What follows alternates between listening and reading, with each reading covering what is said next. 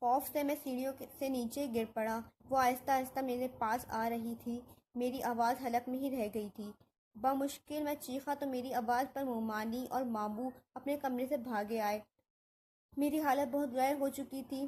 میں نیم بے ہوشی میں تھا، مگر مجھے وہ لڑکی اپنے سامنے محسوس ہو رہی تھی۔ مامو شاید سمجھ چکے تھے مجھے کیا ہوا ہے۔ انہوں نے مجھ پر دم کیا اور اپنے کمرے میں لے گئے۔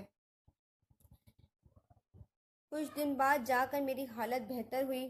میں نے اس رات کا تمام حال کہہ سنایا تو مامو نے بتایا کہ اوپر بند کمرے میں آسیب ہے، اس لیے وہاں کوئی نہیں جاتا، مگر وہ کسی کو نقصان نہیں پہنچاتے۔ تم نے شاید وہ دروازہ کھولا ہوگا، اس لیے تمہارے ساتھ ایسا ہوا۔ اس کے بعد میں جتنا وقت بھی ان کے گھر رہا، کبھی زینے کے پاس بھی کھڑا نہیں ہوا۔